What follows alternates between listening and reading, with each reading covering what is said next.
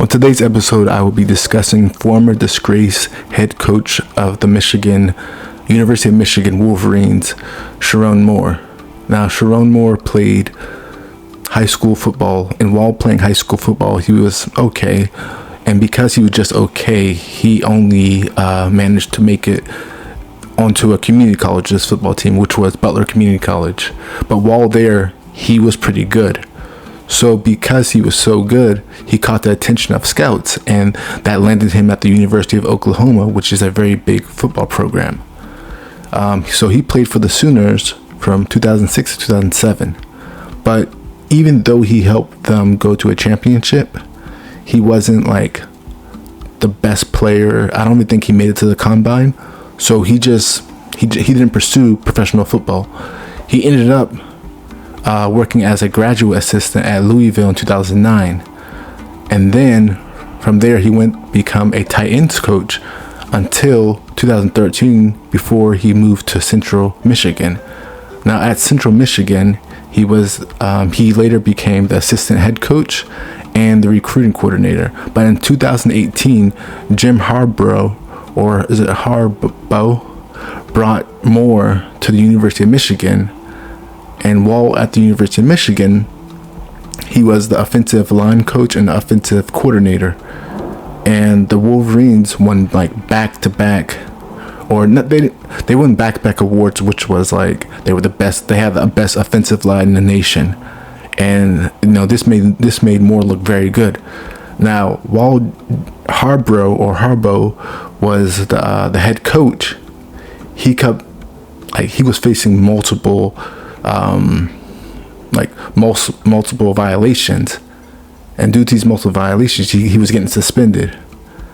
So while he was suspended, Moore would go in as the acting head coach. Now these suspensions are major. These are NCAA penalty suspensions, and they're conference regulations. Now these actions were not they weren't because of on-field performance, but due to the off-field compliance issues related to the recruitment of the program. Every time, Harbaugh would get suspended, Moore would come in as the acting coach. Now, after winning the national championship while being undefeated in 2023, Harbaugh left and was hired by the LA Chargers as their head coach. So because Moore maintained their undefeated streak while he was the acting coach, the Wolverines brought him on as the head coach for the 2024-2025 season. And that's when all the craziness started. Now, if you guys are enjoying this episode so far, make sure that you subscribe, you liked my podcast, so that I can put up more content. And I'm actually thinking about putting out a new episode every Wednesday, and I'll see how it goes. But like I was saying, so this is when all the craziness, all the shenanigans started with Moore. So as the head coach of Michigan, his contract was it was pretty much $30 million. So he was given, his base salary was $5.5 per year, and that's his base salary. Now, contract before bonuses, retention bonuses, he was to receive $500,000 or $500,000. Retention bonus each year he remained as head coach. Performance bonuses, $500,000 for winning the Big Ten Conference and $1 million for winning the national championship. Now, other bonuses tied to college football playoff appearances and postseason success. And then there was also, So what happened was, this is all his contract, and under his contract, there's a buyout and termination clause. So, standard buyout and if fired without cause. Under normal circumstances, if Michigan had fired him without cause, the contract required a buyout to equal to 75% of the remaining base and additional compensation. That meant the buyout could have been roughly $12 million. $12 to $16 million, depending on when he was let go. Now, the offset provision: if Moore found another job after being fired, any earnings from that job would reduce what Michigan owed him under buyout. Now, what would happen if he was fired? The University of Michigan terminated Moore with cause after an internal investigation found credible evidence he had engaged in an inappropriate relationship with a staff member, a violation of university policy. Because he was fired with cause, meaning misconduct that violated contractual terms, Michigan was not required to pay out the remaining value of the contract, which is stipulated by the standard buyout. The impact of the termination: being fired with cause, Moore's lost remaining salary and bonuses that would have come with the final years of his 5-year deal. Now, some reports estimate that he forfeited more than $20 million in potential earnings by having the contract void through exact figures which vary, which is crazy. So he forfeited more than $20 million because of his stupidity. So now on to the affair that he was having. So Sherrone Moore was having the affair with employee at the University of Michigan. Her name was Paige Shiver. So Paige Shiver joined the University of Michigan football program in late 2021 as an on-campus recruiting and football operations coordinator. So while there, she was earning about, when she first started, I think she was earning about maybe $50,000. But then in 2024, she was promoted to executive assistant to the head coach, which is Moore. And this happened shortly after Moore became the head coach. And then her salary jumped to like $90,000. So after she broke up with Moore, now there's allegations that he got her pregnant. I don't know how true that is. That's why I'm not saying, I didn't put it into this episode, and that's why I'm calling them allegations, because that's what it is. It's an allegation.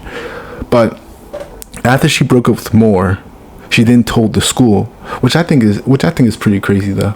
Like, she broke up with him, and then she knew that she was also doing something wrong too, but she told that they were having a inappropriate relationship because she knew it would damage his career, which it did. But it also, she knew that she, at the end of the day, she could say that she was the victim, or that, you know, she didn't want the relationship. And she knew that if she came forward, she would not get in trouble, which is happening now because she's still employed by the school. But she told the school, and the school fired him.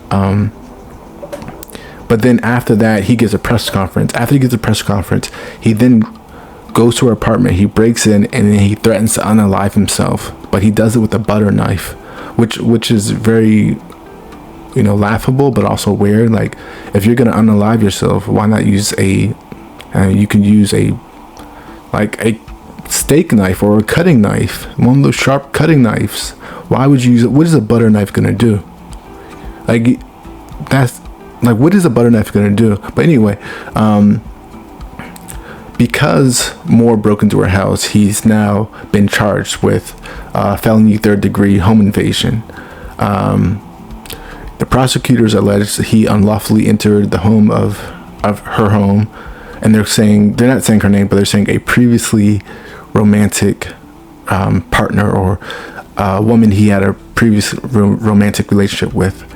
He's also being charged with a misdemeanor for stalking and stalking while in a domestic relationship, and then also another misdemeanor of breaking and entering, or entering without permission, and another charge tied to entering the dwelling. Now, he was released on bond with conditions of wearing a GPS ankle monitor, and also no contact with the victim, and then also continuing mental health treatment, and he also cannot leave the state of Michigan.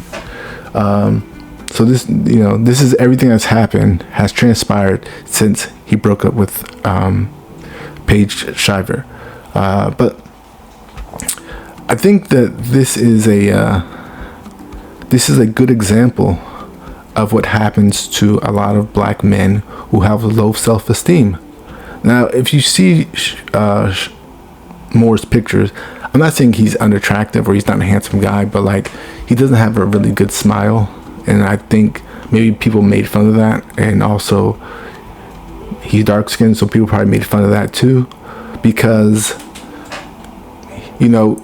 he is married to a white woman, which that's his business, but then he decides that the white woman he has is not enough, so he wants to find another white woman, which I found weird, because it's like he never got to be a football player and do the things that football players do, like professional football players. So now he wants to, now because he's making a lot of money, he's now a millionaire, he's now going to try and do those things that he would have done if he was a football player or NFL player. But yeah, look at it. It cost him his job. Now he's out of a job. The crazy thing is, Moore was the first black head coach in the University of Michigan's 146-year history. So there's not been a head coach since a black head coach since 1879. But it's not like they wanted more. Like they had to make him the head coach. He was bringing in good recruits, and also he was making a lot of money for the school. It's like what they did with Shedeur Sanders. Like the Browns did not want Shedeur. The owner said it. What's his name? The head coach. Is it Stefanski? I can't remember what his name is, but the head coach didn't want Shedeur. They wanted Dylan Gabriel as the starting quarterback, but because Gabriel got injured, and then when Shedeur stepped in, he played that phenomenal game against the Raiders, and he was the first starting or head quarterback in Browns history to win their first game. They had to keep him on, and also the jersey sales, the fans love Shedeur, so you can't get rid of Shedeur after bringing in that much attention to the Browns. Like they can't go back to Gabriel. They have to keep Shedeur on for the rest of the season, which they're going to do. And I think it's like, I'm trying to wrap my head around this. Like all Moore had to do was coach football and go home. That's all he had to do. He went from being a normal everyday American to a multi-millionaire. How many people can say they went from being normal every day to a multi-millionaire? And he's not even 40 yet. He's 39 years old. So imagine you're 33 years old, and somebody tells you in 6 years you're going to be a multi-millionaire, and they tell you how much am I going to be making? And then they're like, yeah, you're going to be making $30 million. And if you keep doing what you're supposed to be doing, you'll make more and more and more money. And they tell you all you have to do is do your job and go home. Like anyone would be like, that's easy money, I'm gonna do that. But no, not Sherrone Moore. He wanted more, and that's what Moore got. More like he wanted more. Well, it's ironic because that's his name too. He wanted more, and now he's getting less, so much less, because it doesn't even make sense to me. You marry this white woman, you have kids with her, you build a life with her, but then you decide to cheat on her with another white woman who looks just like her. It's not like the second woman is like so much more better looking than his wife. No, they're pretty much the same. Imagine somebody making mashed potatoes and then making another mashed potatoes, but all they do is put butter on that the second mashed potatoes. They're pretty much the same thing. You just added butter. They're both very plain and bland. That's pretty much what Moore did. He went from one bland woman to a little less bland woman. But if you look at her, she looks just like the other woman, his wife. So now, he's out of a job. He don't got no family. He don't got no freedom. Now, even if Moore gets out of this, like he doesn't go to jail or prison or whatever, and let's say he takes a plea deal, or he gets like time served or whatever it may be, or community service. He doesn't go to jail. He'll never work on the college level again. Never. You know, it would be that hard to find a job. He'll be lucky if like a high school hires him. And if a high school does hire him, like not only are they going to pay him a little bit of money, it has to be like a bad high school. It can't be a good high school is not going to hire a convicted felon, because we all know he's going to be convicted. Like, even if it's like breaking, entering, like he didn't unalive or anyone or something like that, or something really, really serious, he's still going to be convicted and he's still going to be a felon. And even, let's just say, like, the jury found him innocent of everything. Like, when he applies for new jobs, the application, they're going to ask him, like, were you ever accused of a crime or a felony? And he's compelled to tell the truth. They're going to do a background, even if he were to lie, they will do a background check. So he's done, like, and all that for what? For what? And it's like, he could have just taken the L after she broke up with him and told the school. He could have taken the L and be like, okay, I did a stupid thing. I messed up my life. I was dishonest to my wife and my family. Let me now be a better man. Let me be a better person. Let me use this to grow. He could have went back to the school he was at, maybe Central Michigan, or he could have went to a lesser school, because Michigan is one of the biggest schools, like University of Michigan, Alabama, Mississippi, Ole Miss, all those schools. Those are like big. Those are really, really big programs. Oregon, University of Washington, Texas. But he could have went to a school like maybe like, I don't know, like Iowa State. Like, I don't think that's like such a huge school.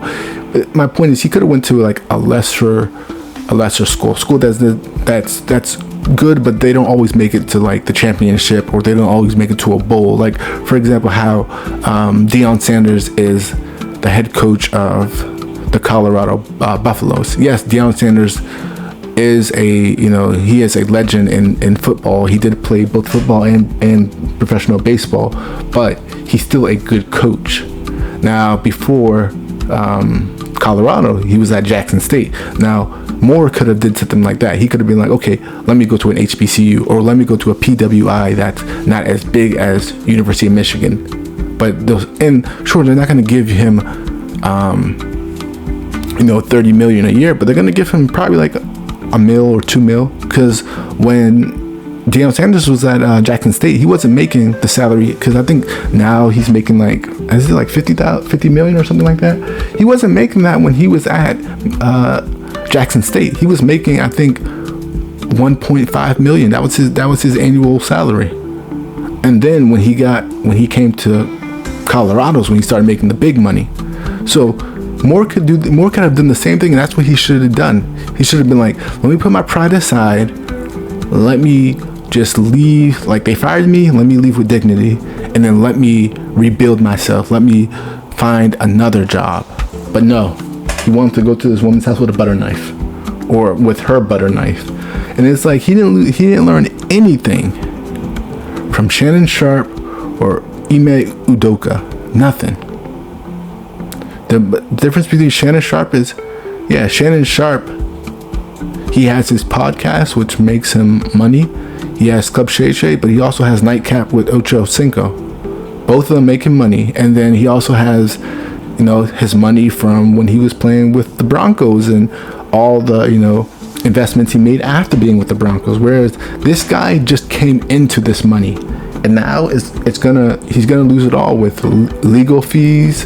And then I'm pretty sure he's gonna have the woman, Paige Shriver Shriver, is gonna file a civil lawsuit against him. So he's gonna be broke by the time all this is said and done with. He's gonna be broke, and I'm pretty sure and then if she doesn't take all his money, believe me, his wife will divorce him and take all his money, and he'll be broke. It's like, even like, Ime Udoka is different. Ime Udoka is a professional. He's on the professional level. The NBA or the NFL, to my knowledge, they don't have rules like that. Now, when he got fired from the Boston Celtics, they said that they didn't like it because like it messed with their brand or whatever. But there's no rules in the book that says you can't be in a consensual relationship with another adult. But they still fired him anyway. But like I said, it's on the professional level. And Ime Udoka, he has more money than Moore. But, you know, let this be a learning lesson for a lot of these black men out there who, you know, just are throwing away their lives, throwing away money for these women. Because at the end of the day, when you're broke and she has all your money, you know, she's not gonna be thinking about you like you think the little girl's thinking about Shannon Sharpe. No, she calls herself the boss, the jefe. Shannon Sharpe's the one that doesn't have any more money, or he has to you know, recoup that money that he lost. This guy Moore, he's not gonna have any money. Not only is he not gonna have money, his life is ruined because he, you know, I always say, just because you make the white man's money don't mean that you are the white man. And a lot of black men need to realize that you are not a white man. Be happy being a black man in America. You don't need, just because you make their money doesn't mean that you can also run after their women. It's not going to work the same way. Look at Bill Belichick. Bill Belichick is with that young girl that is young enough to be his granddaughter. But you know, Bill Belichick has an NDA, and there is no way that girl would take a cent from Bill Belichick unless he wants to give it to her. But she's not taking anything legally from him. It's not going to happen. You know. But thank you for listening to another episode of I Speak African. If you liked today's episode, make sure that you subscribe, like, and share. If you guys have any confessions or any problems that you want to talk about, you can reach out to me at ispeakafrican12@gmail.com. Remember that full episodes are available on Spotify. And until next time, stay blessed.